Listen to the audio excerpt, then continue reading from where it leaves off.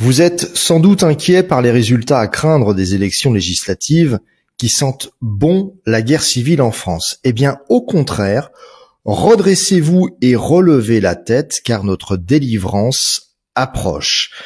Oui, les grands événements vont bientôt arriver, sans doute pas encore cette année, mais après nous vivrons enfin cette époque de paix magnifique, promise par des milliers de prophéties et visiblement, vu l'actualité, dans quelques années seulement.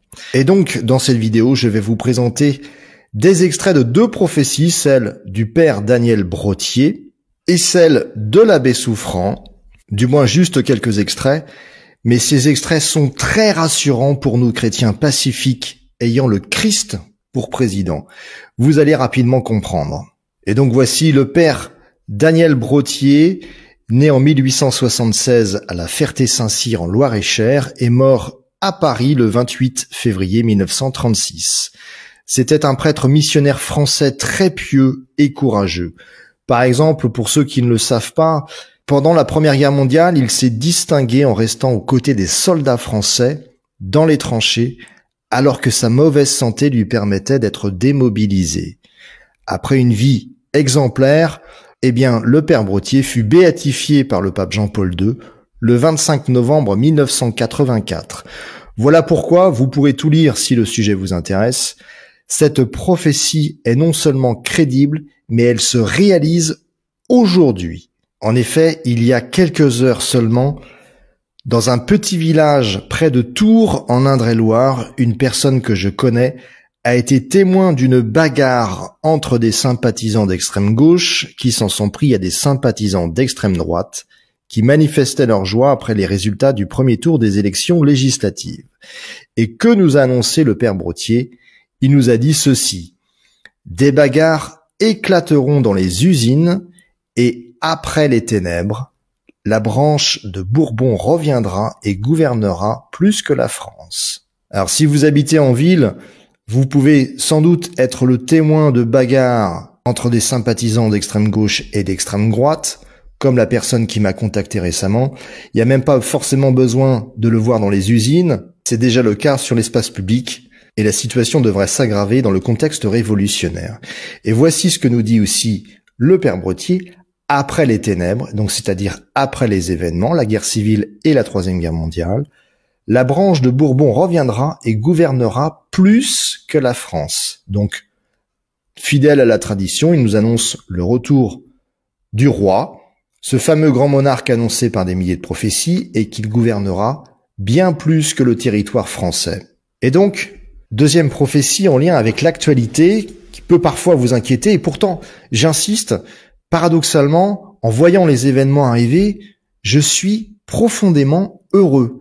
Car oui, les prophéties nous avaient annoncé ce qui est en train de se produire, et sur ce que nous devons faire, il suffit de regarder ces courts extraits qui ont été bien choisis pour savoir que pour nous chrétiens, il faut simplement rester chez nous à prier, en gardant l'espérance d'un renouveau qui est annoncé maintes fois par les prophéties. Voici ce que disait l'abbé Souffrant: l'année des deux printemps, la République mourra dans l'opprobre général.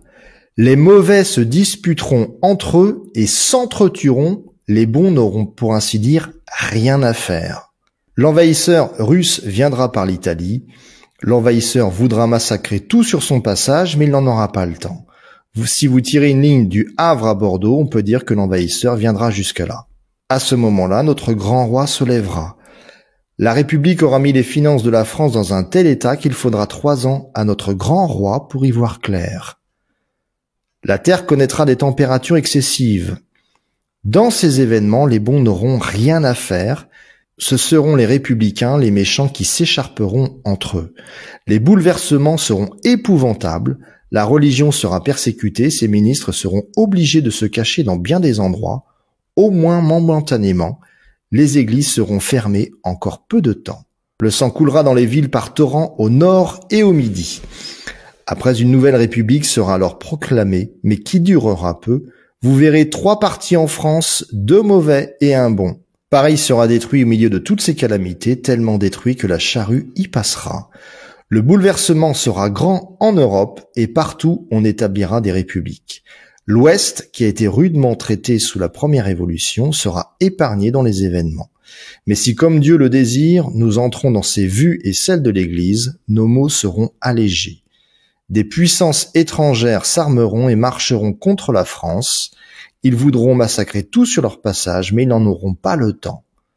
L'empereur de Russie viendra par l'Italie à la tête d'une grande armée jusqu'au Rhin. Et donc plusieurs enseignements pour nous, chrétiens. Nous devons rester chez nous à prier, laisser les disciples de la violence se taper dessus, restons chez nous, point final. Et vu l'actualité, comment ne pas comprendre le sens de cette phrase ? Dans ces événements, les bons n'auront rien à faire car ce seront les républicains, les méchants qui s'écharperont entre eux. Et c'est visiblement pour notre époque puisque, oui, la République est ruinée, il y a une grande allusion ici, la République aura mis les finances de la France dans un tel état qu'il faudra 3 ans à notre grand roi pour y voir clair. Aujourd'hui, le déficit public est estimé à plus de 3 000 milliards d'euros. Mais si vous rajoutez le déficit des communes, des départements, des régions, de toutes sortes de collectivités locales, vous dépassez les 50 000 milliards d'euros. C'était déjà le chiffre annoncé il y a quelques années et depuis le Covid, il faut s'attendre à ce que ce chiffre soit aujourd'hui très largement supérieur. Et donc, c'est vraiment pour notre époque. L'annonce du dérèglement climatique aussi. Et les 3 partis en France, est-ce que ça vous rappelle quelque chose aujourd'hui ? Moi, ça me rappelle le Front populaire de gauche, le parti présidentiel et le Rassemblement national. Quant à l'annonce des destructions durant la Troisième Guerre mondiale, rien à dire, j'en ai déjà parlé dans mes précédentes vidéos. Alors à noter que ce sont des extraits de la prophétie, ou plutôt des prophéties de l'abbé Souffrant, puisque plusieurs modèles circulent, vu que l'abbé Souffrant révélait son don de prophétie à qui voulait bien l'entendre, et donc il y a plusieurs types de prophéties de l'abbé Souffrant, mais toutes annoncent les mêmes choses, c'est-à-dire la mort de la République française, les bons, donc c'est-à-dire les chrétiens pour lui, vu qu'il était prêtre, qui doivent rester chez eux à prier durant ces événements, le dérèglement climatique, la faillite de la France, l'invasion russe, la destruction de Paris, l'Europe sous l'anarchie révolutionnaire, et le retour du roi qui rétablira la paix en France puis ailleurs. Sur ces bonnes nouvelles, restons confiants, comme l'abbé Souffrant le demandait, restons sereins, restons à prier chez nous, le chapelet, c'est le strict minimum, le rosaire si vous en avez le temps, jeûnons, prions, veillons et prions, allons vers les sacrements tant que l'on peut, et que le Seigneur vous bénisse et vous protège. Amen. Bonsoir à toutes et à tous, c'est Jessie en direct sur Radio Climat, simultané sur Facebook en ce vendredi soir, le vendredi 5 juillet 2024.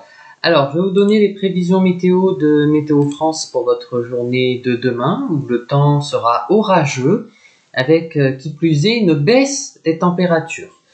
Donc demain, nous serons le samedi 6 juillet 2024, donc le temps, vous l'avez compris, sera bien perturbé et dès le début de matinée, de surcroît, avec de nombreux orages de l'Occitanie jusqu'à la Bourgogne.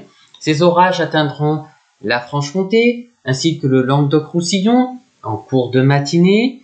Les pluies seront soutenues sur l'ouest du Massif central et le nord de l'Occitanie.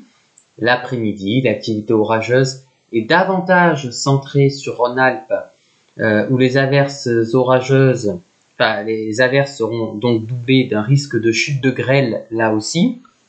Et donc sur le nord-ouest du pays, alors là, le ciel sera couvert le matin avec quelques pluies, puis des éclaircies parviendront à se développer au fil des heures. Le littoral PACA et la Corse resteront à l'écart et conserveront des conditions calmes. Le vent d'ouest à sud-ouest se renforcera près de la Manche, où il soufflera jusqu'à 60 à 80 km/h en rafale sur le littoral du Pas-de-Calais. La tramontane se lèvera en cours de soirée. Les minimales demain seront comprises entre 12 et 15 degrés de la Bretagne à l'Alsace, 14 à 17 degrés ailleurs, jusqu'à 17 à 20 degrés dans le sud-est.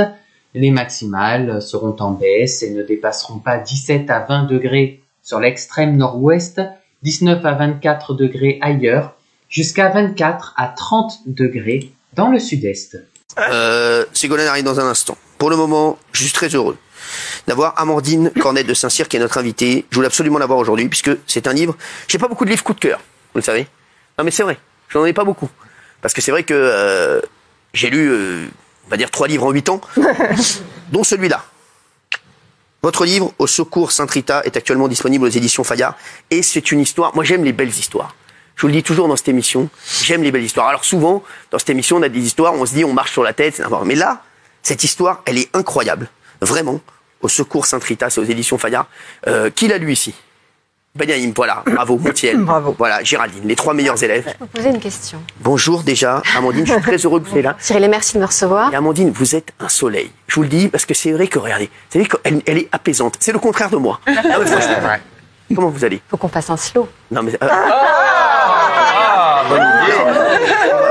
Non, c'était on une blague. rigole. Alors Amandine a beaucoup d'humour, sachez-le. Est-ce que vous connaissiez Sainte-Rita avant d'entendre parler du pas du tout. livre? Bah non, justement. Non. Est-ce que d'autres chroniqueurs ont entendu parler d'elle? Les causes désespérées. Est-ce que vous l'avez priée? Non. Alors justement, est-ce que vous pouvez expliquer à nos téléspectateurs, Amandine, Alors Sainte-Rita, peut-être que les téléspectateurs la connaissent aussi. il y en a qui la connaissent. Je sais, oui. Il y en a qui la connaissent, c'est sûr. Alors, ça fait 25 ans que je pratique Sainte-Rita et ce livre, il est arrivé pas par hasard, parce que c'est un chemin de vie. Elle est très populaire. Jean-Paul II disait d'elle qu'avec Saint-Antoine, elle est la sainte la plus populaire. Alors, c'est vraiment les causes désespérées. Alors, C'est la patronne des causes désespérées. Alors, racontez-nous un peu. Est-ce que vous voulez que Bernard Montiel racontez Sainte-Rita, C'est la patronne des causes désespérées, évidemment. Il y a de nombreuses personnalités, d'ailleurs, qui font appel à elle, que ce soit Benjamin Biolay, il y a Ben, il y a M. Estrosi, aussi le maire de Nice. Oui, le maire parce que c'est très fort dans la région de Nice, effectivement, très vivant dans la région de Nice. Et votre livre, chère Amandine, on se connaît bien, c'est un témoignage, un très beau témoignage. C'est une très belle histoire que vous racontez comme ça. Et vraiment, j'étais très touché. C'est le sanctuaire est très vénéré, comme je le disais, à Nice. Et ce que vous racontez est vraiment très touchant. C'est très touchant. Ouais. Oui, c'est très touchant parce c'est très honnête. Et bon, moi, je connais bien son parcours en plus. C'est vrai, on se connaît très bien, on peut le dire. Et donc, je connais beaucoup de choses de votre vie. Oui. Et je trouve que ce chemin-là, il fallait le faire. Vous l'avez fait. Et ça prouve votre honnêteté, votre foi. Vous pouvez nous raconter votre vie Alors, je vais vous raconter ma vie. un petit peu. Alors, je vais raconter ma vie avec par rapport à ça, Sainte-Rita. exactement. Bah oui. Déjà, je parle d'un pèlerinage parce que je me suis rendue à Cascia, en Italie. Sainte-Rita est une une sainte du Moyen Âge. Elle est née à Roccaporena. Elle est au centre de la botte italienne.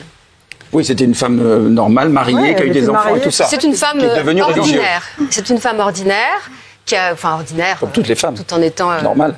Normale. Effectivement, elle s'est mariée, elle a eu des enfants et elle a perdu son mari qui a été assassiné et ses 2 fils aussi. Donc, elle a eu une vie un peu difficile. Et la prière, évidemment, et Dieu l'ont accompagnée tout au long de ce chemin. C'est aussi un symbole. C'est le symbole du pardon, Sainte-Rita. Elle avait un mari difficile, avec un caractère, on dit dans la légende, assez cruel. Mais bon, je crois que c'est un type du Moyen-Âge qui avait un caractère irascible. Et elle a beaucoup prié pour adoucir son cœur, et elle y est parvenue. Donc ils ont été quand même heureux ensemble, même si au départ c'était plutôt un peu mal parti. Et puis c'était l'époque de la vendetta, c'est l'époque du Moyen-Âge, c'est l'époque du grand schisme d'Occident. Je m'arrête là avant de perdre tout le monde en cours de route. Et à ce moment-là... c'est une femme qui écoute. Comment ? C'est une femme qui écoute. C'est une femme qui écoute. Alors, bon, si vous voulez, moi, ce qui m'a plu chez Sainte-Rita, indépendamment de son histoire, c'est surtout qu'elle est un canal puissant. Et c'est ça que je voulais dire aujourd'hui. C'est-à-dire que ce que j'ai remarqué, c'est qu'elle écoute vraiment les gens. Et c'est pour ça que les gens s'adressent à elle et qu'ils vont la prier, parce qu'elle est vraiment extraordinaire.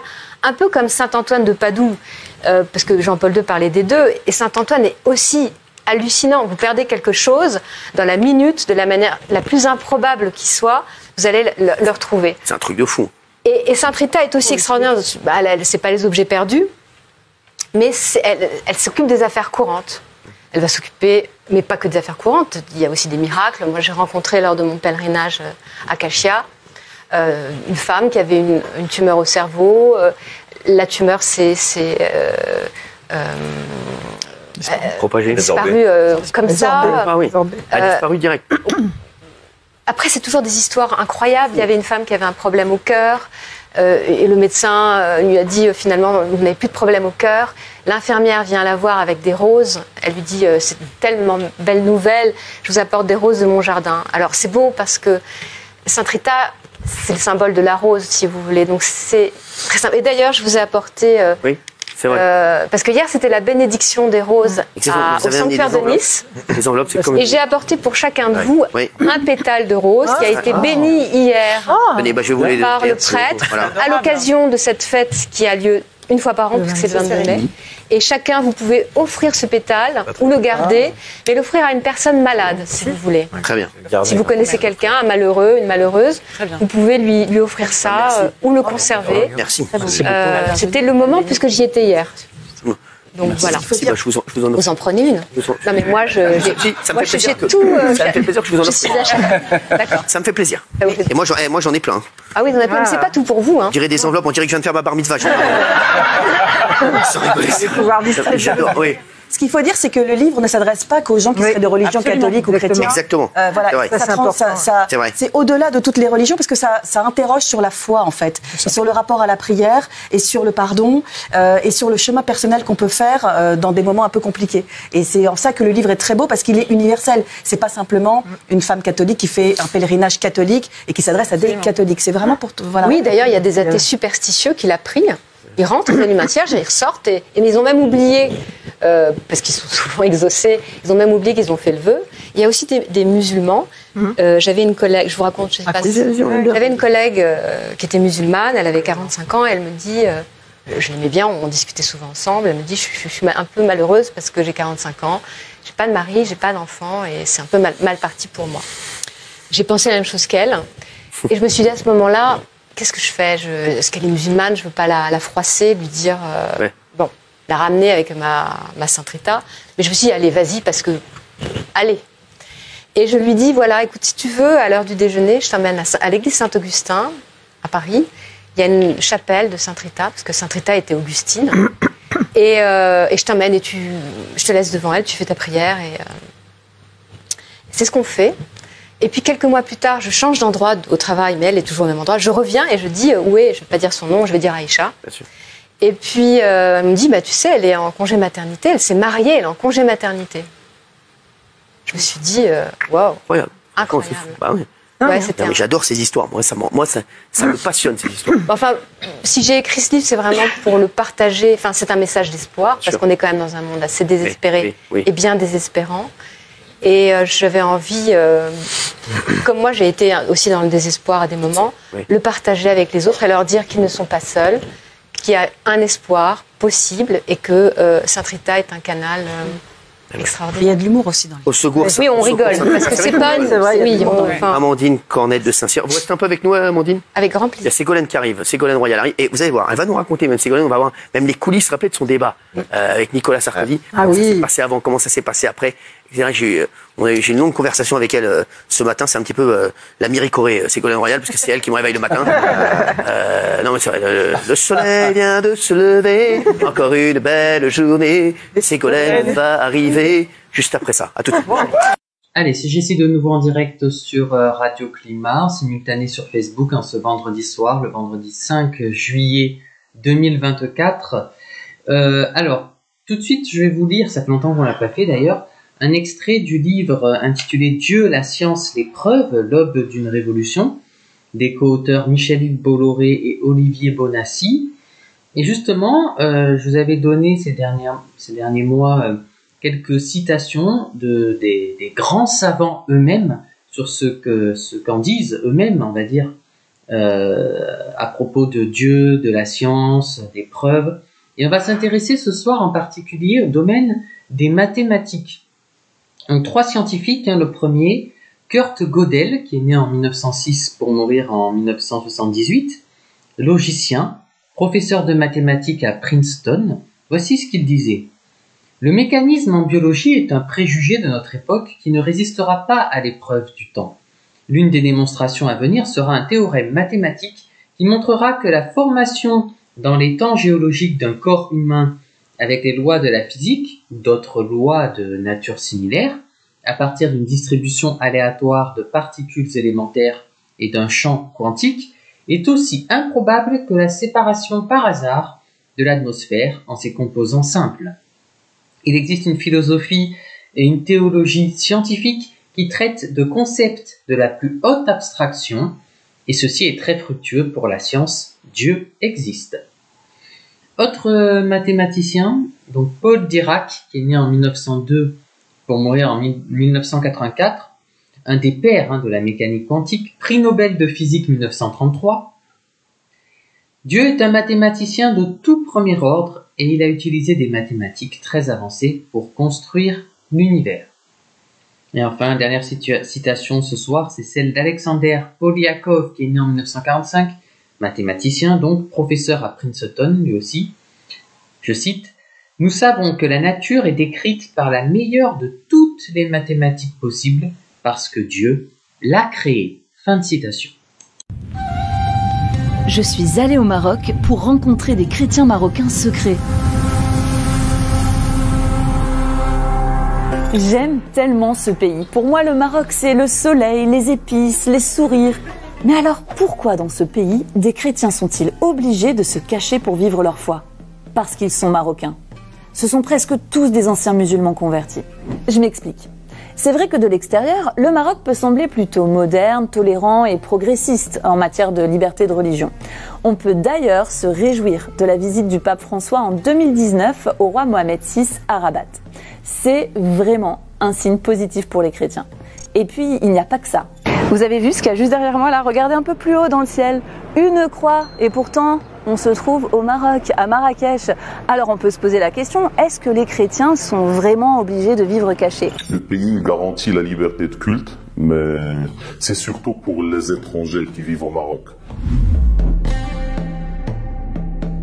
En tant que Marocain, je dirais que j'ai pas le droit officiel d'aller à l'église internationale ou bien à l'église historique. Je suis pas interdit d'y aller de manière officielle. Lorsque des Marocains, ils essayent d'intégrer une église internationale, ce qui arrive, c'est que peut-être le responsable de l'église, il va les approcher en leur demandant ce qu'ils font là, parce que normalement c'est juste pour les étrangers, c'est une église internationale, et leur demander de ne pas revenir à l'église parce que ça risque de créer des problèmes.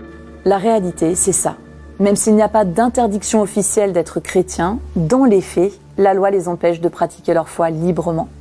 Pour parler de ce qui est légal, ce qui est interdit de manière légale, en tant que chrétien marocain, j'ai pas le droit de partager ma foi avec les autres personnes, parce que ça peut être considéré comme étant un acte d'essayer de changer la religion de l'autre personne. Et dans ce cas, je peux même encourir la peine d'emprisonnement pour ce fait-là. Normalement, en tant que chrétien marocain, je fais pas le ramadan, mais je dois me cacher pour manger. Parce que si je le fais en public, c'est la peine de prison. Il faut savoir qu'à Marrakech, ou dans le Maroc en général, il est pratiquement impossible d'obtenir une Bible en arabe. Les chrétiens marocains doivent avoir recours au marché noir. Si les Marocains n'ont pas le droit d'aller à l'église traditionnelle, alors comment font-ils? Eh bien tout simplement, ils font l'église chez eux. On appelle ça des églises de maison et j'ai eu le privilège d'assister à une de leurs rencontres. C'était une telle bénédiction de pouvoir louer Dieu avec eux. Pour leur sécurité, bien sûr, on n'a pas pu filmer. Mais voici un petit extrait audio.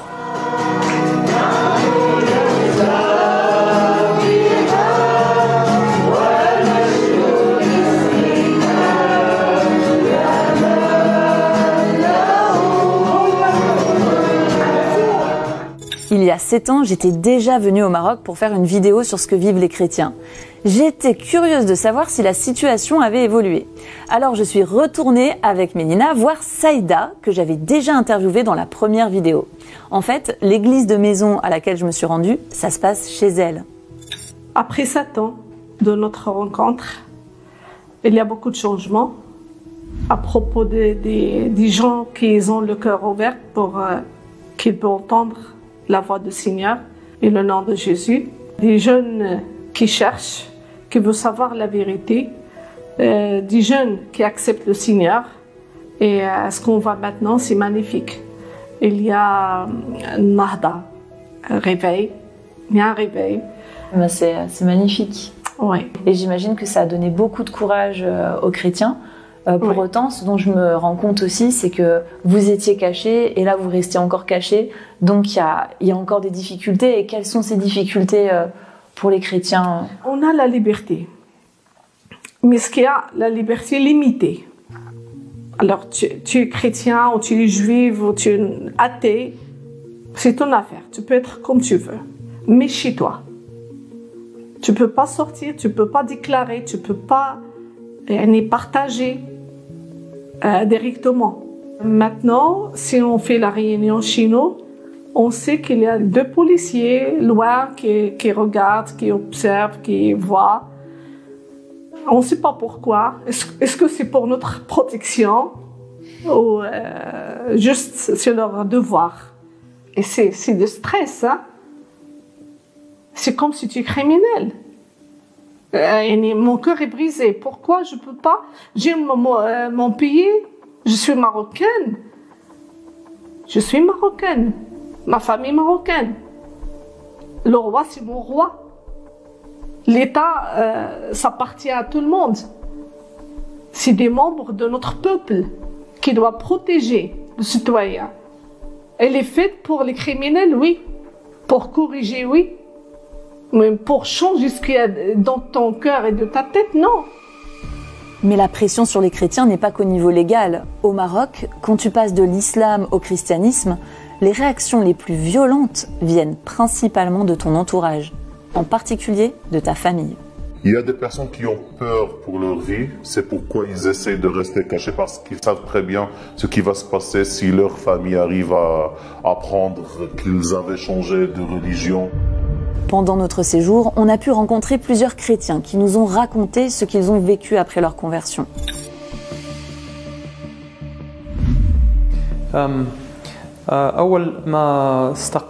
Dès que j'ai donné ma vie au Christ, il est devenu pour moi quelque chose de plus précieux que l'or, comme un cadeau d'une immense valeur que je voulais partager avec les gens que j'aime. Les premières personnes avec qui j'ai voulu partager le message du Christ étaient les membres de ma famille, car je les aime beaucoup. Mais c'était très compliqué, car ce n'est pas acceptable qu'une personne issue d'une famille conservatrice quitte l'islam et suive le Christ. J'ai donc décidé d'agir avec sagesse. Alors, j'ai créé un faux compte sur les réseaux sociaux et j'ai envoyé des messages à tous les membres de ma famille par ce biais. C'était ma manière de leur parler de Jésus. Je parlais surtout avec mon grand frère. Nous avions l'habitude d'aller ensemble au cybercafé, de nous asseoir chacun devant son ordi et de chatter. Je lui parlais de Jésus sans qu'il sache que c'était moi. À chaque fois, il revenait me dire, contrarié, que quelqu'un venait toujours lui parler en ligne pour lui dire que Jésus est Dieu et d'autres choses comme ça.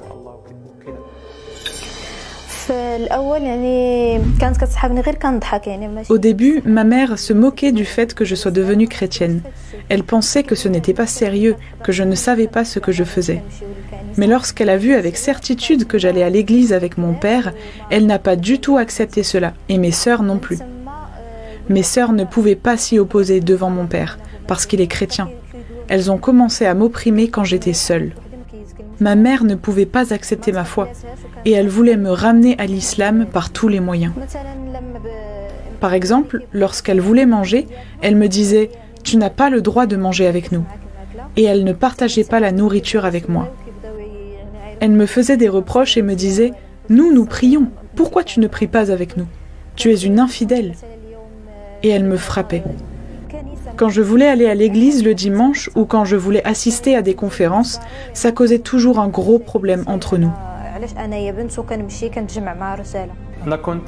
J'avais pris toutes les mesures nécessaires pour que ma famille ne sache rien de ma conversion, car je savais qu'au final, s'ils l'apprenaient, surtout mon père, il me ferait du mal, il pourrait me tuer. C'est pourquoi j'avais acheté un smartphone avec lequel je parlais de Jésus. Mais j'ai oublié de me déconnecter de ce compte, et mon frère a ouvert mon portable et a découvert que la personne qui lui parlait du Christ était son propre frère. Il est donc allé directement le dire à mon père. Dès que mon père est rentré à la maison, il m'a appelé et m'a demandé de venir lui parler. Il m'a dit « Est-ce que c'est vrai que tu es devenu chrétien? Dis-le-moi. » Je me suis alors souvenu du verset où le Seigneur dit « Quiconque me reniera devant les hommes, je le renierai aussi devant mon Père céleste, les anges et les saints. » Je ne voulais pas renier Jésus, alors je suis resté silencieux. Et il a continué à me demander 1 fois, 2 fois, 3 fois. Il m'a dit « N'aie pas peur, parle !» Quand il m'a dit de ne pas avoir peur, j'ai avoué « Oui, je suis chrétien, j'ai suivi le Christ, j'ai lu la Bible et je veux la partager avec vous, spontanément. » Lorsqu'il m'a entendu dire que Jésus était Dieu, il m'a frappé et m'a demandé de dire Al-Shahada et de retourner à l'islam. À ce moment-là, j'ai senti comme si j'avais une force surnaturelle. Je me suis levé et j'ai dit à mon père « Non, je ne reviendrai pas à l'islam. » C'était la première fois de ma vie que je disais non à mon père. Parce que dans notre culture islamique, nous devons obéir à nos parents et pour nous, nos parents sont sacrés. Donc tout ce qu'ils disent, nous devons leur répondre oui. Mais là, j'ai dit non pour la première fois. Mon père avait des outils de construction sur lui et il a commencé à me frapper avec. Il m'a frappé sur le dos et sur la jambe. Ça a été très dur pour moi, non seulement ces coups, mais aussi parce qu'il m'a dit « Tu n'es plus mon fils. Désormais, je ne suis plus ton père. » Ces mots m'ont durement impacté. Après cela, il m'a renvoyé de la maison. Il m'a dit « Va-t'en ». Il faisait nuit, il faisait froid et il pleuvait. Mes vêtements étaient déchirés et j'avais mal partout. En même temps, j'ai senti que j'avais accompli un grand exploit, car j'avais dit non à mon père pour la première fois et je lui avais dit que j'étais avec le Christ. Je n'ai pas renié ma foi. J'avais 17 ans quand cela s'est passé. Parfois, c'est juste ce courage qu'on éprouve dans certaines situations. On sait très bien que ça ne vient pas de nous. On est des êtres humains, on est faibles, normalement, devant certaines situations. On peut même perdre la foi, mais non, c'est pas ce qui arrive. On vit des expériences où on ressent vraiment l'existence du Seigneur à nos côtés, qu'il est là avec nous lorsqu'on passe des situations de persécution. La famille rejette parfois les gens qui décident de devenir chrétiens, on perd ses amis et tout, mais là, on se sent pas seul. On sent qu'on a une famille plus grande que celle qu'on avait auparavant. Et aussi, on ressent la présence du Seigneur avec nous dans ces situations. Pour nous, c'est pas seulement des choses qu'on lit dans la Bible, mais c'est des choses qu'on vit au quotidien. Au Maroc, il y a aussi la question du mariage, qui vient peser particulièrement sur les jeunes femmes. J'ai décidé que je ne peux pas épouser un homme s'il n'est pas chrétien. Voilà pourquoi je ne me suis pas mariée jusqu'à présent. J'espère, par la volonté de Dieu, trouver une personne qui me convienne, qui soit chrétienne, et l'épouser. Pour ma famille, c'est un problème. Ils disent que je suis vieille et que je ne suis pas encore mariée. Et ils me posent des questions. Oui, j'ai des prétendants, mais je continue à les refuser. Ils me demandent alors pourquoi je les refuse. Je rencontre beaucoup de problèmes à cause du mariage, et on me pose beaucoup de questions à ce sujet. Mais un autre aspect de la persécution qui touche les chrétiens au Maroc, c'est la vie professionnelle. Au début, je travaillais et tout était normal. Ensuite, le ramadan est arrivé.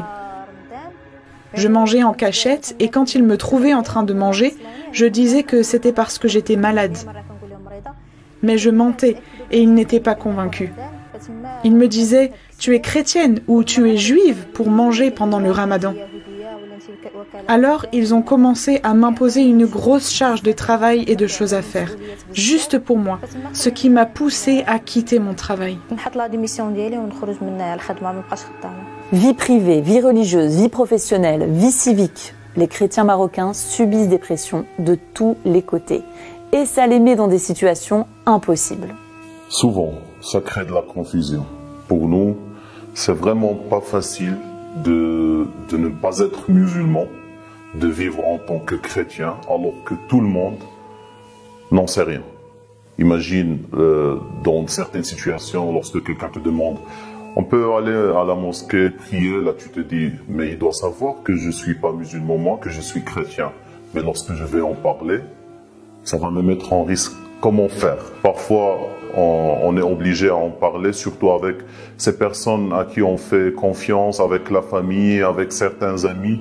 On est obligé de leur dire comme ça parce qu'on se sent, mais là on fait quelque chose de mal, on leur cache une chose très importante dans notre vie, on essaie de leur cacher juste pour ne pas risquer d'aller en prison en leur parlant de notre foi. Donc imagine cette situation quotidienne. Lorsque les enfants des familles chrétiennes ils vont à l'école, ils ne doivent pas leur en parler de la religion de leur famille. Imagine toutes ces situations quotidiennes, tout ce stress quotidien par rapport à notre foi, on se dit, mais on fait quelque chose de mal. Pourquoi ne pas pouvoir dire la vérité? Est-ce que mentir, c'est quelque chose de bien? Est-ce qu'un musulman va accepter qu'on lui mente? Non, il faut dire la vérité, donc parfois c'est ça.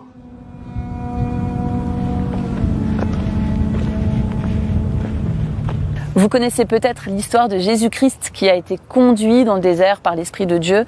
Après avoir jeûné pendant 40 jours et 40 nuits, il eut faim.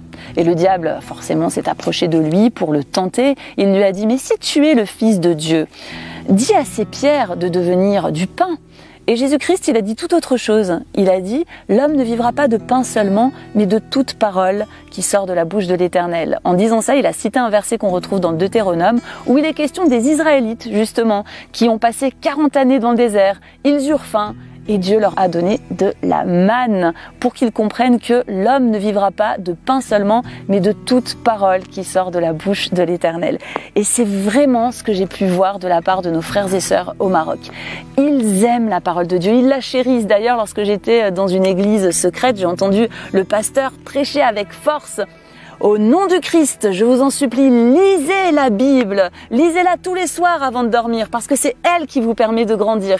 En fait, leur secret pour tenir ferme, c'est la parole de Dieu. Il nous rappelle la valeur de la Bible, à quel point il est important de nous appuyer sur Dieu, de dépendre de Dieu pour traverser les épreuves de notre vie. Et cette parole, ils la chérissent, ils l'aiment, ils la recherchent.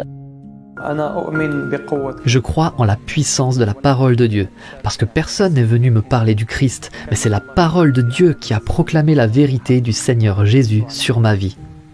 C'est pourquoi je fais tous les efforts possibles pour transmettre la parole de Dieu à tous ceux qui ont besoin de la connaître, parce que moi, au début, je n'avais pas accès à la Bible.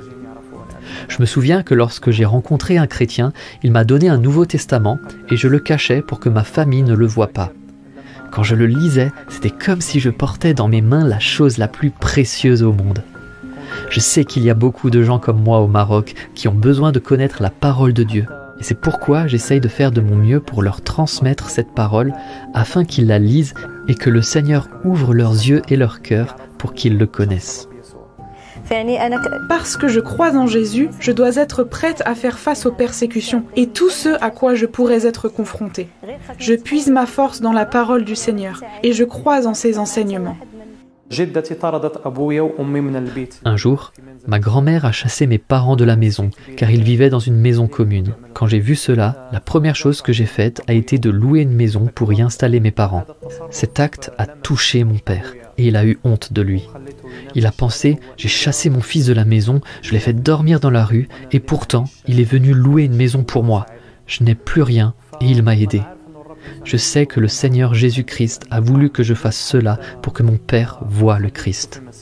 On est des chrétiens, mais on aime la patrie, on aime nos voisins. Et c'est ce que nous apprend la Bible, à aider nos voisins, quelle que soit leur religion, ou bien même s'il y a des différences et tout. Non, le Seigneur, il aime tout le monde.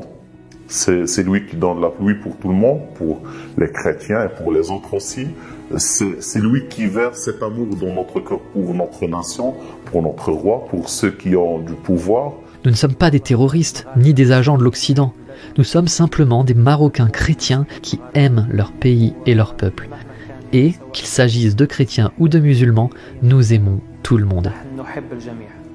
Priez pour qu'on ait plus de liberté à vivre notre foi, à rayonner, à vivre notre existence, pour que les gens sachent qu'on existe. Ma famille en France, on est là. On est là. Le Seigneur il nous a choisis ici, au Maroc, et vous, en France. Chacun dans un autre pays, mais nous sommes un.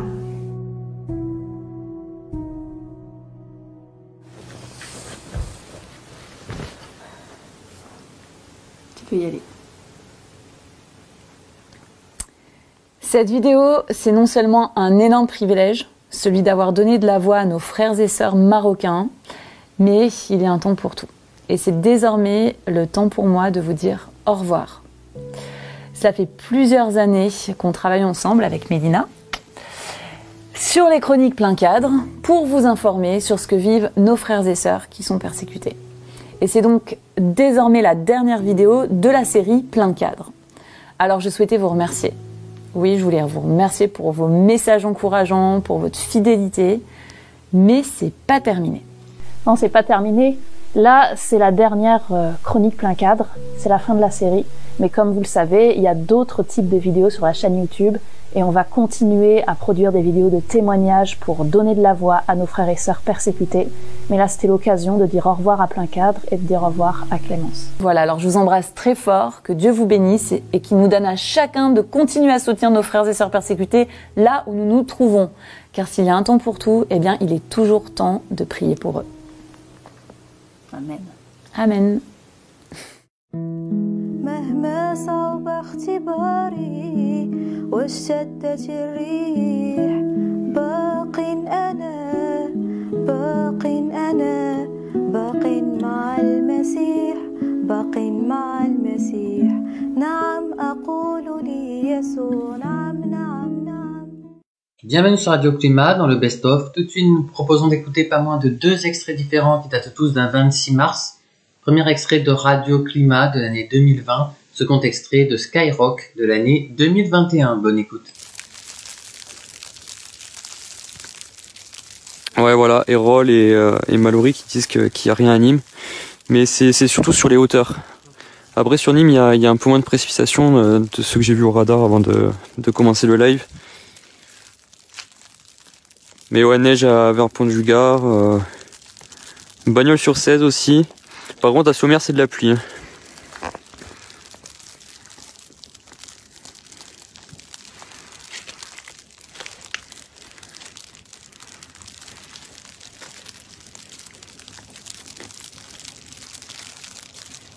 Ramène la neige à Narbonne.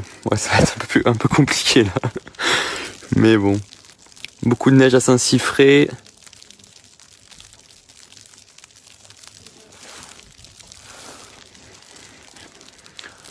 Bon voilà.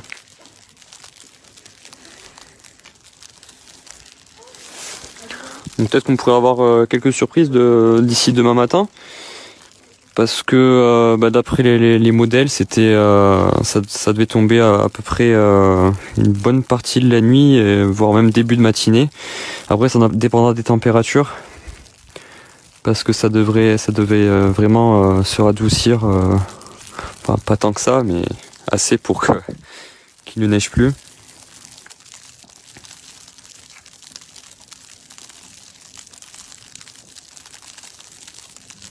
Bon, de toute façon, je peux même pas vous en ramener parce qu'on doit rester confiné, donc c'est un peu plus compliqué. Par contre, mon téléphone n'apprécie pas trop la neige qui fond dessus.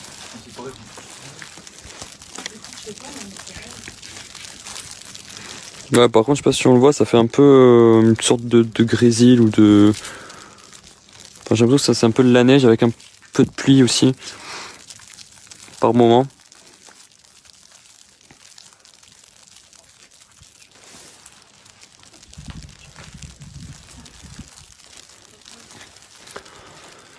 Donc voilà, ici en direct de Saint-Jean-de-Valériscle, au nord d'Alès, du côté de Saint-Ambrois, des Mages...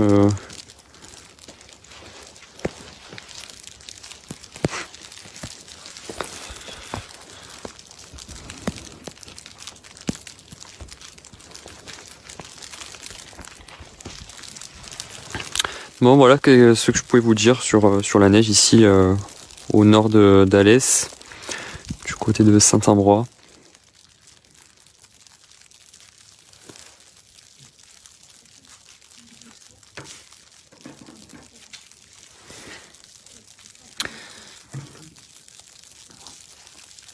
Bon, je vais vous souhaiter une bonne fin de soirée, une bonne nuit et je vous laisse profiter par la fenêtre parce que, ou même si vous avez un jardin, pas dans le jardin, mais tout en respectant les règles de confinement parce que c'est important quand même, faut pas l'oublier.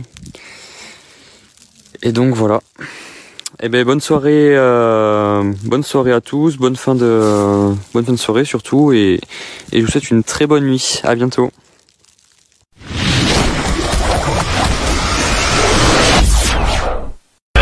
question. Romano. Ou alors, il faut peut-être passer laisser quelques années. Cédric. Bah écoute, moi je vois très bien qui t'es. Marie. C'est hyper excitant. Samy. Sa réaction n'est pas correcte. Et Karim. T'es mal haineux. Radio Libre. 21h minuit sur Skyrock. Et ouais, le vendredi aussi, c'est Radio Libre sur Skyrock. Bienvenue à vous. J'espère que vous allez bien. Vous avez passé une bonne semaine, une bonne journée. Ouais. Un bon vendredi. On va passer une belle soirée. Soirée spéciale avec toute l'équipe. Et oui. Et oui, tout le monde est là. Bonsoir l'équipe. Bonsoir Guigui. Bonsoir tout le monde. Bonsoir Marie. Salut. Bonsoir Karim. Bonsoir les filles. Bonsoir Cédric. Bonsoir tout le monde. Salut les filles. Salut Cédric. Et bonsoir à ceux qui sont en couvre-feu à la maison. Salut les filles. Salut Samy. Et Sabine. Et pas de défaite de l'OM ce week-end, il n'y a pas de match. Putain, ça c'est bon, on va passer un bon week-end. Reste tranquille gros, on va pas perdre. C'est un plus. Tranquille, fraté. Et bonsoir Romano, comment ça va? Bonsoir. Romano qui est venu accompagner comme femme en chaleur et homme en chaleur. Ah, ça va être chaud ce soir. Vraiment une belle soirée qui s'annonce. Ah ouais, là. Pamela est avec toi, Romano, je crois. Elle est avec toi parce que c'est vendredi. Vendredi, on ira faire un tour chez nos amis les pervers.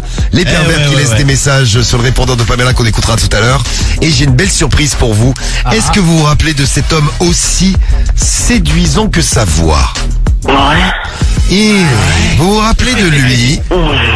Ouh, mais qu'il est séduisant. Ouais, on s'en rappelle bien, ouais. Oh putain, qui dit? Oh, regarde ton cul, là. Ah ouais, ton cul. Et ouais. Oh. Non, putain.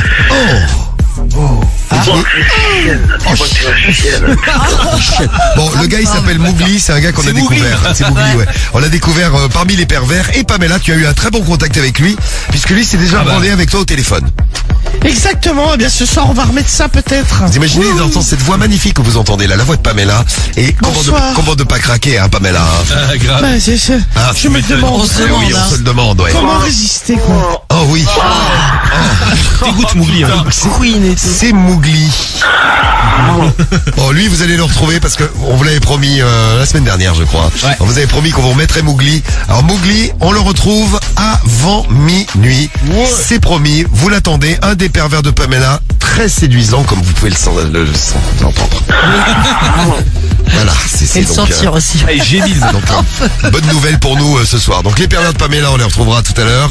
On a le double appel et les double appels à retrouver. Bon, on fera ça avant 10h du soir. Le clash de la drague également. Ouais. Et puis on va parler de plein de choses. Qu'est-ce qu'on a de prévu? Mais tiens, on va déjà retrouver le premier de la soirée. C'est Isma qui est au téléphone avec nous et qu'on va retrouver. Il est en direct de sa voiture. Vous pouvez nous appeler de n'importe quel endroit, hein. Nous on vous prend même des chiottes partout. Marie veut que vous nous appelez des chiottes. C'est bien.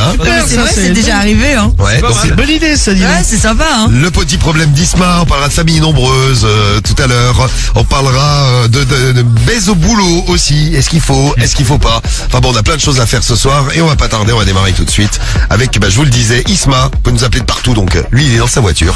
Et dans le 94, salut à toi Isma. Salut Skyrock. Comment vas-tu Isma? Ouais, ça va, tranquille. Ça fait plaisir de passer à l'antenne, ça fait longtemps maintenant que je vous écoute. Bah tu vois, c'est facile, il suffit de nous appeler, hop, tu passes à l'antenne, c'est cool, hein. Ouais, voilà. Bon, bah bienvenue Isma. Ouais, bienvenue. Présente-toi un petit peu, tu fais quoi dans la vie? Bon, on sait que t'as 26 ans, que t'es dans le 9-4. Ouais, voilà, c'est ça, ouais, je suis un peu dans le domaine de la vente. D'accord. Donc voilà, je suis, on va dire, je suis commercial. Je suis commercial. Dans quel domaine de vente? Ça va tout de suite. Je vais rester discret. Tu vends de la drogue? Non, pas du tout, non. Je suis commercial, je vends de la drogue. Non, commerce tout à fait légal. Très bien, en tout cas. Non, commercial, voilà. Romano voulait savoir s'il avait quelque chose à gratter, il en saura peut-être un peu plus hors antenne, hein, Romano. Ouais. Alors, Isma, qu'est-ce qui t'amène, toi? Qu'est-ce que tu voulais nous dire ce soir? En fait, moi, je vous appelle parce qu'en fait, c'est bien dans ton téléphone, Isma, quand on entend bien. Et voir un peu s'il y a des mecs qui ont le même problème que moi, c'est que moi en fait je suis un grand amoureux des femmes, déjà avant tout. Vous entendez les filles, c'est pour vous. C'est trop mignon. Voilà. Et moi je suis un grand amoureux des femmes, c'est-à-dire que je suis pas trop dans le délire lover, c'est que vraiment en fait c'est plus tu vois quand je suis dans la rue, déjà moi je suis en couple, voilà. Ouais. Et le problème c'est que à chaque fois que je suis dans la rue, depuis tout jeune, tous mes potes le savent, c'est que je suis constamment obligé de regarder des femmes dès qu'il y a une belle femme avec des belles formes comme moi. On a des yeux, tu sais, Isma, c'est fait pour regarder. Ouais, non mais moi ça va plus loin, c'est-à-dire que voilà, je suis obligé d'aller lui parler. Ah ouais. Obligé d'aller déconner avec elle, la draguer, tu vois, parce que je suis quelqu'un en fait qui a un bon relationnel. C'est un peu plus chiant pour ta meuf, ça. Donc t'es un grand amoureux des femmes, mais pas que ta meuf. C'est ça, c'est de toutes les femmes. Et c'est un gros problème en fait. C'est qu'en fait, c'est sympa pour ta meuf, ouais. dès que je vois une meuf qui me plaît, en fait, j'ai une sorte de palpitation et une sorte d'adrénaline qui va me pousser à aller voir la fille, tu vois. Mais la palpitation, elle est dans le boxer, elle est où la palpitation? Non, vraiment, elle est pas dans le boxer, non, vraiment, c'est vraiment mental, tu vois. Le boxer, vraiment, là, pour l'agiter, il faut du concret. Tu vois ce que je veux dire? Oui, je comprends. Il faut du concret. J'ai passé l'âge de fabuler sur des images ou même des rencontres dans la rue, quoi. Mais c'est quoi qui t'excite, toi? C'est le fait de draguer une meuf, la séduction? En fait, moi, je suis omnibulé par les fesses. Voilà. Les fesses. Omnibulé par les fesses. Voilà. Moi, les fesses des meufs, c'est toute la journée. Je suis là, je regarde les fesses. Toi, c'est les fesses qui t'excitent. Voilà. Voilà, salut bébé. Voilà, elles te disent bonjour. Voilà mes fesses. Donc c'est vrai, toi, t'es boule addict, toi. Que les grosses fesses, voilà, que les grosses fesses. Grosses fesses. Ah, genre à la Nicki Minaj et tout, quoi. À la latine, moi, en fait, je suis d'origine portugaise, tu vois. Ouais. C'est-à-dire que je suis habitué j'ai un peu grandi dans le délire reggaeton, tout ça, et tous les clips, tu vois. Ah, t'es habitué au cul qui bouge, toi. Voilà, j'ai toujours kiffé ça. T'es habitué au gros cul qui bouge. C'est ça. Voilà, c'est ça. Tu vois ce que je veux dire? Oui. Voilà, c'est ça. Donc quand je vais au Portugal, à chaque fois je vais en Espagne, je vais dans les maisons closes, je suis obligé de prendre des grosses colombiennes. Tu vois, quand je suis dans la rue, pareil. Parce que les Colombiennes ont un gros cul. Ouais, elles sont chargées. Ouais. Pas très grandes et un bon boulot. On salue les Colombiennes qui sont toutes petites avec un gros cul. Ouais, c'est ça. Mais elles sont jolies. Non, mais moi ça stable. Chez nous, il y a des Portugaises, elles sont cambrées comme il faut. Vous entendez les Portugaises? Faut vous cambrer parce que les Colombiennes sont plus chargées au niveau du bout. Ah ouais. Elles sont équipées. Les Portugaises, les Colombiennes, les métisses, tu vois, les métisses antillaises. Et après, surtout, voilà, on va pas se mentir, toutes les Marocaines, Algériennes, Tunisiennes aussi. Oui, en fait, le monde entier. Le monde, quoi. Partout, quoi. Une meuf avec un gros cul, quoi. Isma, il est là. Attends, il te fait un classement des plus gros culs, tu sais. Les plus gros culs du monde. Par nationalité, un peu, tu vois. Mais ta copine, ça fait combien de temps que t'es avec elle, Isma? Moi, ma copine, ça fait 3 ans. 3 ans. Et tu l'as trompé combien de fois en 3 ans? Franchement, peut-être 4-5 fois, ouais. Ça va, c'est pas tant que ça. Ça va, ouais. Même pas 2 fois par an. Ouais, voilà. Ouais, voilà. Non, par rapport à mes ex, ou vraiment mes ex, je vais pas te mentir qu'elles sont un peu cocues avec la moitié de tout Paname, mais parce que je sortais beaucoup en boîte. Donc c'est vrai que... Mais elle, là, depuis 3 ans, je me suis posé, je suis quand même dans une optique sérieuse, mais j'arrive toujours pas quand même à rester sérieux. Dès que je sors, je suis obligé d'aller chiner des meufs. Bah, comme tu dis, Samy, ouais, il progresse. Il progresse. Ouais, il progresse. Ah bah super, elle va être contente de ta meuf si tu veux ça. Voilà, les autres avant, elles étaient cocus, mais alors dans tous les sens, avec tout Paname. Là maintenant, il y a du mieux. Il y a seulement 4 fois en 2 ans, et dans 3 ans, ce qui n'est pas énorme, mais non. Ça va. Marie, qu'est-ce que t'en penses, Marie? Ah non, mais moi je trouve ça inadmissible que tu trompes ta meuf. Inadmissible. Bah oui, mais c'est clair. Ouais, je sais. Pourquoi tu trouves ça inadmissible, Marie? Tu te fais tromper, c'est inadmissible. Non mais c'est une question con, tu vois, c'est normal quoi. Quoi ce bruit que t'as fait au début de ta phrase? Ah oui, j'ai bloqué. J'ai des risques d'alcool, excusez-moi. Non. Ici c'est Paris, confirme pour les Colombiennes. Il aime bien les Colombiennes aussi, ici c'est Paris. Ouais. Tiens, bonne. On est dans le même délire, Ouais, je vois. J'ai le même problème que lui, mais ma femme écoute, donc je vais rester discret. C'est une maladie, moi aussi. Oh bah oui, mes pauvres, vous êtes malades. Ouais, bien sûr, vous êtes malade. Beladj, 31 ans, qui nous laisse le message. Salut Beladj, il est malade. Je comprends complètement ce qui lui arrive. Les fesses, c'est quand même la life. Message de Bimor, qui a 29 ans. Et en plus, je trouve, je vous coupe 2 minutes, en plus, je trouve que depuis 2-3 ans, j'ai l'impression que le fessier des femmes, ça a pris une proportion, ne serait-ce que, tu vois, dans les clips, à la télé et tout, c'est vraiment vrai qu'on en voit de plus en plus. Il y a des culs partout. C'est la mode des gros culs, un peu. Bah, sur les réseaux, déjà, tu vois que des culs, donc, Ouais, voilà. Ça te chauffe un peu. C'est pas comme il y a 5 ou 10 ans où vraiment sur Insta, c'était pas trop ciblé sur les culs. Maintenant, c'est vraiment, ouais, puis il y a 10 ans, Insta, les culs bombés, les squats, tout ça, c'est vraiment devenu un effet de mode. Toutes les meufs veulent des gros culs. C'est vrai, c'est... Ouais, moi, pourvu qu'il y ait un cul qui soit bien ferme. Après, gros, petit. Romano, tu es plutôt petit, toi, hein. Après, faut pas, moi, clairement, ouais. De celui, tu vois. Bah oui, mais Romano, il préfère les petits culs bien fermes quand même, les petits culs.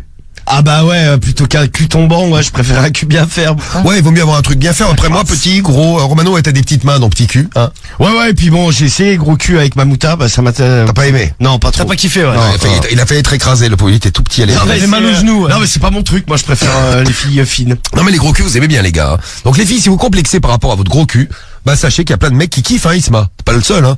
Je vois le message. Ouais, bah oui, je sais qu'on n'est pas je sais que je suis pas le seul, hein. Je sais qu'il y a beaucoup de mecs qui fabulent là-dessus. Hein, Alors, il y a les gars qui comprennent, hein, regarde. Je vois le S19. Bonjour le S. Il a 17 ans et il nous dit, je suis exactement pareil. J'arrive pas à arrêter cette palpitation à chaque fois et le besoin d'avoir une relation. Force à toi. Regarde le message de S qui te soutient. Merci. Mais dans ces cas-là, tu restes célibataire et puis tu peux aller où tu veux, quoi. De l'autre côté, les filles, vous êtes moins contents. Il faut une stabilité quand même. Il faut une stabilité dans la vie. Oui. D'ailleurs, il y a Nadius qui souhaite que la stabilité dans nos couples s'arrête immédiatement parce qu'elle nous dit, j'espère que ta meuf, elle va écouter et elle va te quitter. Petite vengeance, tu sais. Ah, elle me reconnaîtra pas. Espèce de salaud, si ta meuf faisait la même chose avec toi, comment tu réagirais?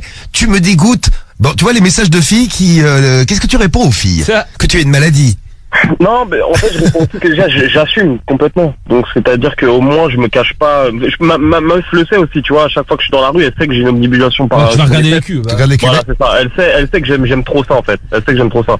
Moi, mon cul type de préférence, c'est Fanny Negesha. Ou alors une fille aussi que j'affectionne beaucoup au niveau de son fessier. Oui. C'est la présentatrice métisse sur TF1 là, d'origine moitié capverdienne. Je sais plus comment elle s'appelle. Ah, Tatiana Silva. Voilà. Oh, elle a pas un gros cul, Tatiana Silva. Non, elle a des très belles fesses. C'est celle qui présente la météo. Ouais, c'est ça, la belge. J'aime bien. Qui avait fait Alex de Stromae, ouais. Non, en vrai de vrai, elle a un gros cul. Sauf qu'il est un peu dissimulé sous ses vêtements, mais elle a un très bon cul. Ça se voit qu'elle a une belle cambrure. Ah, parce que t'as regardé en dessous, toi. Non, mais c'est qu'en fait, je connais maintenant tellement les femmes que j'arrive à imaginer le cul sous les vêtements, tu vois. C'est tout un art. Ouais, c'est des années de travail, ça, les gars, hein, pour arriver à imaginer un cul sous les vêtements. Isma, c'est quand même un spécialiste. Vous avez déjà, vous aussi, été amoureux de quelqu'un et vous étiez malgré tout obligé de séduire quelqu'un d'autre. Racontez-nous, dites-nous si ça vous est déjà arrivé. Une volonté de séduire, un besoin de séduire irrépressible. Et quand tu vas coucher avec... tiens, deux questions qu'on nous pose. Il y a Aurélie qui nous envoie un message et qui nous dit, mais ta meuf, elle a un cul, elle aussi. Il te plaît pas? Ouais, je sais, mais après, tu sais, moi, le but, c'est, avant de partir de cette terre, c'est de goûter le maximum de cul. De goûter le maximum de cul. C'est un bel objectif dans la vie. Bravo, quel but. C'est quoi ton but dans la vie? Goûter un maximum de cul. Goûter des culs. Wallah, tiens. Wallah, il est pour toi. Du chocolat. Je te l'offre. Oh là, Cédric, mais tu es malade. Ah non, même pas. Tu as une maladie du trou de balle, Cédric. Non, en ce moment, ça va. Non, mais on pourrait te mettre en stage avec Cédric. Je vais te dire que ça te dégoûte en 2-2. Après, ouais, allez. Après, t'oses plus regarder un cul. Plus jamais. Mais si. Oh là, regarde ce qui sort de mon corps. Non, merci Cédric, c'est très gentil. Ça, c'est à cause de Kardashian. Tu dis ça, il y en a plusieurs qui nous disent ça. Il y a aussi eu l'effet Kardashian, pardon. Ouais. C'est vrai que c'est chargé, c'est trop, elle. Ah, moi, Kardashian, pour moi, c'est trop. Moi, j'aime pas trop. Nicki Minaj, pour moi, c'est trop, t'as vu. Bah, Nicki Minaj. Moi, je l'ai eu assise à côté de moi, Nicki Minaj. Sur deux chaises. Je peux vous dire qu'il fallait deux chaises. Ah bah ça a débordé des deux côtés. Ah, c'est clair. Ah ouais, sérieux, quand elle est venue, ça débordait. Ah non, mais c'est pas des blagues. Hein. Ah mais quand elle se lève, tu sais, la chaise, elle reste accrochée au cul, quoi. Tellement c'est. Ah ouais. Elle est encastrée dedans, mon pauvre. Tu sais, c'est trop, moi, j'aime pas. One shot doggy style, ça va, tu vois, mais après, pour toute une vie, non. One shot doggy style. Ah ouais, non, mais elle, c'est pas une colombienne, c'est deux colombiennes, elle. Tiens, et un autre message d'RL sur l'appli Skyrock qui te demande, bah, vous allez où enfin, tu vas où quand tu vas baiser avec ta meuf? Là, pas l'officiel, hein, pas l'officiel, hein, la meuf que tu dragues. Baiser avec ma meuf ou baiser avec le meuf? Non, baiser avec les autres meufs que t'as baisé, tu les as baisées où? Bah, généralement, c'est hôtel, voiture, ouais, c'est ça, ouais. Hôtel, voiture. Hôtel, voiture. T'aimes bien baiser? Ça dépend de mon envie du moment, tu vois, ça dépend aussi d'elle, tu vois. Si elle est capable d'avoir une relation dans une voiture, si elle est chaude, bon, bah. C'est quand même beaucoup plus pratique car c'est moins cher. Ah oui, économie. C'est même pas question d'argent, tu vois. Ouais, tu peux la ramener plus vite après. Ça t'excite la voiture? Ouais, la voiture, ouais, ça m'excite de ouf. Ou alors tu la fais descendre de la voiture et puis tu traces, quoi. Ah, voilà, tiens. Attends, dis-moi si le clignotant il fonctionne là, c'est bon, ça fonctionne, ok. Salut, bye bye. À bientôt, ma chérie. Tu es sous milieu des boîtes. Ah, horrible, le truc glauque. Qu'est-ce que tu voulais qu'on fasse pour toi, nous, Isma, ce soir? Non, rien, moi en fait je voulais juste voir si j'étais à peu près, j'étais pas me réconforter dans le fait que je suis pas le seul à être dans ce délire-là. Ah bah pour l'instant je peux te confirmer que t'es pas le seul à aimer les gros culs, ça c'est sûr. Merci pour les messages. La fidélité surtout, tu vois, c'est ça le problème. Après. Bah le problème que ça pose, le fait d'aimer les gros culs, c'est pas un problème. Le fait de draguer des meufs, c'est pas un problème. Le seul problème qui ça pose, c'est que tu es depuis 3 ans avec une meuf et que elle, bah peut-être qu'un jour elle va mal le prendre. Oui, le jour où elle l'apprendra, elle va mal le prendre de toute façon. Oui. Elle sait que tu aimes les gros culs, elle sait que tu regardes les meufs dans la rue, mais elle sait pas que tu la trompes. Non, ouais, c'est ça. Après, elle m'a cramé 2 fois, mais... quand même. Elle est restée avec toi. Qu'elle a fermé un peu les yeux, tu vois, parce qu'elle a vu qu'il n'y avait pas du tout d'attachement. Moi, je suis un mec qui est fidèle, tu vois, en amour et en sentiment, donc du coup, c'est vraiment... Grave. Tu as juste cassé du cul à droite à gauche. Voilà, c'est ça, en fait. Mais il n'y a pas de trahison. Il n'y a pas de sentiment, quoi. C'est vraiment de la baise. Non, mais tu vois, c'est ton côté honnête dans l'histoire, parce que c'est vrai que c'est juste physique, c'est juste du sexe, quoi. Marie, oui, elle est en train de s'étouffer, la Marie. Ah ouais, je suis en train de m'étouffer. Qu'est-ce qui t'arrive? Non mais c'est pas honnête. C'est pas honnête. Bah, il est avec quelqu'un, c'est pas honnête. Même si c'est que du cul. Sentimentalement, c'est honnête, parce qu'il y a que du cul et il n'y a pas de love. Ouais, merci, il arrête pas de chiner, il sape des nanas. Mais c'est la maladie. C'est honnête, toi. Il est malade. Ah oui, c'est vrai, il est malade. C'est la maladie. Malade, Marie. Non, mais franchement, moi je comprends. Tu sais, il y a plein de gens comme ça. C'est la maladie. Eux savent que jamais ils pourront être fidèles. Impossible. Jamais. C'est la maladie, tu vois. La maladie du gros cul. Tu es né avec, tu le gardes toute ta vie. Bah, elle a un gros cul, ta meuf? Franchement, ouais, ça va, elle s'en sort. Ouais, mais même, elle s'en sort. J'aime bien elle s'en sort. Elle s'en sort. Bien, si elle nous écoute, bravo à toi. Félicitations pour ton gros cul, ma chérie. Bravo. Eh oui.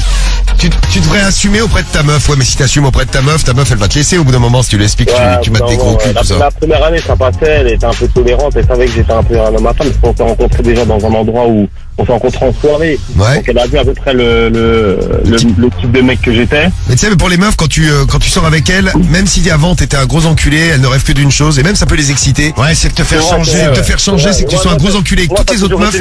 Ça a toujours été le cas. Toutes les meufs avec qui j'ai flirté ou qui j'ai fréquenté, ça a toujours été le cas. J'ai l'impression que les meufs aiment bien quand les mecs c'est des enculés, des mecs à femmes. Bon, les filles, vous pouvez réagir, hein. Vous avez le droit de réagir, vous nous laissez votre avis. Oui, Marie. Ah bah oui, arrivez les filles, s'il vous plaît. Est-ce que vos réactions en direct. Jamais, mais c'est la réalité. Bon, on te retrouve tout de suite, on va prendre vos réactions. Donc les gros culs, vous aimez ça? Tom Angel qui nous envoie un message qui nous dit les gros culs, c'est la life, c'est la vie. Très bien. Moi j'adore les gros culs. Cus du 92, je boufferais bien un gros boule. Salut à toi, Cus du 92. Moi je fais pareil avec les mecs, j'ai toujours besoin de... Ah bah tiens, tu vois, une fille qui nous envoie un message. Nati, moi je fais pareil avec les mecs, j'ai toujours besoin de séduire. Mais je suis fidèle sentimentalement. Mais pas physiquement, avec a priori. mon homme, elle nous dit. Ouais. Romano, comment tu réagirais, toi? Tiens, regarde, t'as vu le message que je viens de lire? Tu es fidèle, elle serait fidèle sentimentalement avec toi, mais elle se ferait sauter par d'autres. Et moi, c'est pas possible. Les deux, je ne dissocie pas les deux. Tu dissocies pas amour et sexe. Non, y a pas moyen. Quand c'est love et sexe. Ma meuf, voilà, c'est comme moi si je disais bon écoute, je t'aime, mais ça te dérange pas, je vais en ken une autre. Mais c'est juste physique, hein. Je me vide. Mais toi, je t'aime. Mais je me vide les couilles, mais il y aura rien de plus. Ah bah ça va alors. Non mais elle va, non. Ellie qui t'envoie un message qui dit je comprends pas ceux qui kiffent les gros culs. Moi j'essaye de perdre le mien. La pauvre Ellie, elle essaye de perdre ses fesses. Et toi tu lui expliques qu'il faut avoir un gros cul. Bon, Ellie. Mettez-moi en connexion avec Ellie. On va. Ah, vous voulez parler de. D'accord. Ellie, tu me dis si tu veux être en connexion avec Isma. Isma, on revient avec toi, on va prendre des réactions là qui arrivent, et notamment la réaction de Mélanie qui arrive dans un instant. Elle va vous surprendre, Mélanie. Restez bien sur Skyrock, mais oui, petite surprise avec le témoignage de Mélanie. Ça va être chaud ce soir, hein. N'oubliez pas tout à l'heure Pamela et Mowgli. Oui. On vous l'annonçait, mais ouais, Pamela, tu es très excitée. On va retrouver Mowgli. Mais moi je suis une cheetah déjà. Je sais pas, Cédric. Mowgli, c'est l'homme au doigt dans les fesses. C'est ça. C'est lui. Oui, c'est lui. Un des pervers de Pamela. On écoutera aussi les pervers de Pamela, ceux qui ont laissé des messages sur le répondeur. Et puis bien sûr le double appel qui a pas tardé à arriver. C'est Radio Libre, c'est jusqu'à minuit sur Skyrock. J'écoute d'être là tous les soirs, on démarre le week-end avec la Radio Libre, et la Radio Libre c'est avec vous et avec Mélanie qui arrive dans un instant, avec les familles du double appel qu'on va retrouver. On espère qu'elles seront en pleine forme ce soir. Là on espère aussi, hein. Exactement. Oh, ça devrait aller, veille de week-end. Oui, veille de week-end. De toute façon, elles nous ont fait une semaine où elles étaient en forme toute la semaine, donc il n'y a pas de raison que ce vendredi elles soient pas en forme. On les retrouve, allez, avant 10h, et on se prépare pour le clash de la drague de tout à l'heure. Si vous êtes dans une famille nombreuse, eh bien sachez qu'on aura quelqu'un qui vous représente dans un instant. On va le prendre au téléphone avec nous. Il s'appelle Yann. Et vous allez voir, grosse famille nombreuse. Ouais. Vous verrez, Yann, 28 ans, qu'on va retrouver sur Skyrock en ce vendredi soir. Et puis là, le problème de Isma avec la solution peut-être. Enfin, je suis pas sûr que ce soit la solution. Bon, on va retrouver Mélanie. Mélanie qui va vous surprendre. Isma qui a un gros problème, c'est un amoureux des femmes. Et il ne peut pas s'empêcher de leur faire plaisir. Mais ça c'est vraiment la générosité des auditeurs de Skyrock. Isma du 9-4 obligé d'aller draguer alors que t'es en couple, faut quand même le préciser pour ceux et celles qui viennent d'arriver. C'est un peu ça le problème. C'est ça. Voilà, 4 meufs en 3 ans, c'est ça? C'est ça, si je me rappelle bien. Hein. Bon, on va s'occuper de Mélanie qui nous appelle justement pour réagir. Allô Mélanie, t'es là? Allô. Salut Mélanie. Salut Mélanie. Salut Mélanie. Alors, contrairement à ce à quoi on s'attendait, c'est-à-dire une fille qui vient s'énerver contre Isma parce qu'il fait cocu sa meuf. Oui. Eh bien, toi, pas du tout, puisque tu t'es reconnu dans le témoignage de Isma. C'est ça. Mais t'es la Isma au féminin, c'est-à-dire que toi aussi, tu as un mec, t'as un mec depuis... 8 ans maintenant. Depuis 8 ans, t'as 28 ans, depuis l'âge de 20 ans, tu sors avec un gars. C'est ça. Et ce gars, tu peux pas t'empêcher de le tromper parce que t'es obligé d'aller séduire. C'est ça. Ah, mais en ça, fait, c'est abusé, je trouve ça super excitant, le fait d'être séduit en fait par d'autres hommes et de voir complet, et c'est le côté un peu dangereux de la chose, quoi. Ouais, je vois ce que tu veux dire. C'est le côté aussi de voir si tu plais toujours. Ça, c'est au début. Et puis après, le côté dangereux. Oui, bah, alors, le côté dangereux, fais attention parce que c'est tellement dangereux que tu risques de perdre ton mec, toi, Mélanie. Non, ça va. Mais en 8 ans, c'est parce qu'il est pas au courant, mais imagine qu'il soit au courant. Mais en 8 ans, tu as compté combien de fois tu l'avais trompé? Isma, c'était 4 fois en 3 ans, lui. Ouais. Oula, tu l'as battu. je sais pas, peut-être une dizaine de fois à peu près. 10 en 8 ans, oui, tu l'as battu. Ouais. Ouais. Mais, vous êtes à peu près dans le même rythme. Si on fait le calcul, vous êtes à peu près dans le même rythme. Mais t'aimes bien la séduction, mais t'es pas obligé d'aller jusqu'au bout. Ah, mais c'est... Bah si, enfin... C'est... Voilà, c'est le côté un peu... Enfin, justement, pour ses limites, etc. Enfin, je trouve ça bien, moi, d'aller jusqu'au bout et... Oh, bah, tant qu'à faire voilà. ça. Autant se faire niquer. Bah ouais. Faut vraiment Super. faire jusqu'au bout. Autant se prendre une bonne bite. Ah, mamie. Ça va pour ton mec. Oui. Et est-ce que ton mec s'est rendu compte une fois qu'il y avait quelque chose de chelou? Est-ce qu'il a su qu'il était cocu? Est-ce qu'il l'a appris? Non, mais alors, clairement, j'ai l'impression qu'il ferme les yeux, moi. Elle est forte, cette Mélanie. Hein. Et il ferme les yeux peut-être parce qu'il fait la même chose. Ah, bah, c'est possible. Je regarde. Ah ouais, mais bon. Ouais, mais tu sais pas, parce que toi t'arrives à planquer, donc peut-être que lui aussi il est malin. Dans ce cas-là, quel beau couple. Ah, merveilleux. Après, tu sais, il y a des gens, ouais, peut-être qu'il est au courant, il ferme les yeux parce que il est amoureux de toi. Ça l'arrange. Mais tu fais toujours l'amour avec ton mec? Ah oui. Ah oui. Non, et puis en plus, ça se passe très très bien, genre, il n'y a aucun problème. Ah oui, j'allais te demander, c'est bien avec lui ou t'es déçu? Ah oui, non, mais c'est vraiment très très bien. C'est avec lui que je kiffe le plus, hein. Toi, est-ce qu'il y a un type de mec qui t'excite? Parce que t'as vu, Isma, lui, c'était les filles avec des gros culs. Un peu à la Nicki Minaj, pas tout à fait, mais un peu.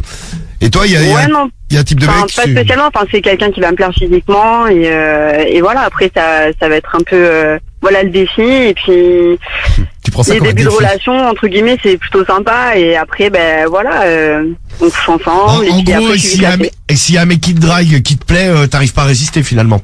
Non, je vais le faire marronner. Ouais. Mais après j'y vais. Ah oui, tu fais marronner, genre je suis pas une fille facile. Ah, il est encore plus chaud le mec. Tu couches pas tout de suite. Mais après tu te dis allez, j'y vais. Et toi tu Après, fais ça où, dans la voiture et à l'hôtel aussi comme Isma? Ouais. La plupart du temps, c'est comme ça que ça se passe. D'accord, bah c'est les endroits les plus. C'est jamais rentré quand t'es en personne à la couple, maison. tu vas pas ramener le mec à la maison. Ouais, chez toi. Ouais. Non. Moi j'avais une voisine dans mon ancien immeuble. Je l'ai su après, mais le samedi matin, le dimanche matin, Ça faisait sauter. elle était mariée, donc il y avait un gosse tout, et elle partait faire son footing, et en fait elle se faisait niquer dans une bagnole pas loin de chez Non, pas loin de chez. Et tout l'immeuble l'a su parce que. Tu l'as suivi? Non, parce qu'en Tu fait, restes- il y a un voisin un jour qui faisait aussi son footing, soi-disant, et l'a vu en train de se faire niquer dans la bagnole. D'accord. Ah ouais, donc forcément, avec les baskets. Donc, c'est- Heureusement que c'est le voisin et pas le mari. Et le mari, il a su ou pas? Bah ouais, quand je sais pas comment, mais Non, mais il a mis un mot dans l'immeuble parce que tout le non, monde mais est au non, courant. parce que en fait, il l'avait dit à la gardienne qui. Ah oui, qui vous l'a dit à vous. Qui la gardienne me l'a dit, et après, D'accord, ouais. et genre moins d'un an après, ils ont divorcé. Je pense que c'est à cause de ça, mais Oh, c'est je pense possible. que ça a dû jouer. Je pense que c'est possible. Je pense. Quand on proc, t'imagines la meuf, elle approche tous les samedis matins. Non, le mec. Non, le mec. Le mec, il approche tous les samedis matins. Sa meuf, elle Ah, se fait c'était sauter. le samedi et le dimanche matin. Ah, samedi. Mais on la voyait, tu sais, des fois, on la voyait partir faire son footing. Les cheveux en l'air, à rentrer. Non, mais on va dire, on l'a jamais fait. Les cheveux collés. Tiens, on a halluciné. T'imagines, elle suce un mec et après elle fait une bise elle roule une pelle à son mec. Ah bah ouais, parce que oui, j'imagine qu'elle se brosse pas les Ah dents. ouais, elle fait la vraiment. bise au voisin. Comment, Cédric? Ah, je sais pas, elle fait la bise au voisin aussi. Quand elle croise, je sais pas, ta voisine, tu l'as croisée quand elle venait Non, de- moi, je ne fais pas Alors, le Cédric sous-entend que tu aurais couché avec ta voisine. Ah non, absolument pas, non, c'est pas du tout mon genre, en plus, c'est moi. C'est que peu plus âgé que moi. Il y a Sopram Baba qui nous dit un truc, Mélanie, tu me dis si tu te reconnais là-dedans. Moi, j'ai besoin de séduire, surtout si je tombe sur une bonne chienne. D'accord, ok. On oublie la deuxième partie du message, mais j'ai besoin de séduire. Est-ce que tu te reconnais? Merci Sopram Baba. Est-ce que tu te reconnais là-dedans? Ouais, franchement, je me reconnais là-dedans. Après, ça m'empêche pas d'aimer mon mec de tout mon cœur. C'est pas le truc, en fait. Vous savez que Et j'arrive vraiment, à comprendre ça parce qu'il y a eu plein de messages d'insultes. Regarde pour Otine. Concernant Isma qu'on a eu tout à l'heure, c'est un gros sale type, ce mec. Il me dégoûte. Donc il y a eu plein de messages comme ça. Et moi j'arrive à comprendre ce besoin de séduire tout le temps. Après, il y a plein de meufs qui sont comme ça, mais juste ça s'assume pas. Hein. crois qu'il y a Non, plein mais après, de tu meufs. peux aimer séduire. C'est rassurant, ça, les gars, si vous êtes en couple. Mais comme disait Marie, t'es pas obligé d'aller jusqu'au bout. Ouais, voilà, c'est ça, ouais. Tu sais qu'au final, tu pourrais te faire sauter, mais tu le fais pas, quoi. Voilà. Ouais, après c'est le côté excitant et puis moi ça m'évite aussi j'adore baiser avec mon mec, c'est pas le problème, mais ça évite aussi la routine quelque part. Le problème, c'est que t'aimes baiser avec d'autres mecs aussi. Oui, c'est un peu le souci. C'est ça le problème. Effectivement. Bon, tant mieux déjà que tu aimes baiser avec ton mec, hein. Mais bon, qu'est-ce que vous nous dites sur les réseaux? En tout cas, je n'aimerais pas être ton mec. Alors, sur les réseaux, et puis en direct, vous pouvez nous appeler. T'aimerais pas être ton mec? Elle a l'air sympa, Mélanie, pourtant. Ah ouais, non, mais très Moi, sympa, pas la meuf mais- d'Isma, tu vois. Mais bon, moi, Elle te rappelle Pokipu, peut-être? Ouais, bah, je sais pas. Parce que Romano, il a une copine comme ça qui l'a fait beaucoup souffrir parce qu'en fait, elle avait besoin de bites, mais elle aimait que les bites, hein. Elle sortait pas par amour avec les autres. C'était juste pour la bite. Non, mais elle aimait trop la bite. Voilà. Et donc, Moi c'est pas trop la limite la bite en elle-même, ça va être plutôt le début de relation, Ouais, toi, le tout le fait côté de séduire séduction. vraiment, de voilà le petit truc du début, tout ça, c'est vraiment ça. Ceux qui disaient, Après, Ah non, alors que sexuelle, mon il est ex, là elle aimait après. uniquement la bite, elle. Hein. Ah ouais, non, je ne suis pas possible. non, mais vous avez le droit d'aimer la bite. Non, mais chacun a son genre. D'ailleurs, c'est pas nous qui allons nous en plaindre au niveau, c'est au clair. niveau de la bite. Ouais, vos réactions, il y a Anaël qui dit, mais quel connard, ça c'était pour Isma, il a aucun sentiment pour sa meuf s'il la trompe. Qu'est-ce que tu réponds à ça? Parce que tu peux répondre à la place d'Isma. Isma, on l'a perdu d'ailleurs, il est où Isma? Ouais, je sais pas, Je sais messagerie, qu'il- gros. Je sais qu'il était en voiture et en fin de batterie, mais on va te rappeler, Isma. Ouais, il s'est fait cramer par sa meuf, c'est tout. Ouais. Il est en train de se faire démonter la tête. Qu'est-ce que, on va voir, Pas de bol, elle C'est écoutait. possible. on prendra des nouvelles d'Isma tout à l'heure, là. sait Mais qu'est- jamais. Qu'est-ce que tu penses d'Anaël qui dit, mais quel connard, il a aucun sentiment pour sa meuf s'il la trompe? Tu peux répondre à cette question puis tu fais la même chose, toi, Isma. La même chose qu'Isma, Mélanie. Moi, à la place de la fille, j'aurais répondu comme elle, parce que moi je supporterais pas que mon mec il fasse la même chose. Oui, évidemment, Après, je peux personne n'a envie comprendre. d'être cocu. Mais toi, dans Après, je le... peux comprendre. Ouais, dans le voilà, sens- c'est toujours dur, mais voilà, après, c'est un besoin. Enfin, je sais pas comment expliquer. Il va y avoir quelqu'un de charmant qui va passer devant nous. On va. Vous venez d'écouter pas moins de 2 extraits différents qui dataient tous d'un 26 mars. Le premier extrait était un extrait de Radio Climat de l'année 2020. Et le second extrait que vous venez d'écouter à l'instant, c'est un extrait de Skyrock de l'année 2021. Ces 2 extraits étant combinés en un seul dans le best-of. À bientôt sur Radio Climat pour un prochain best-of, bien évidemment.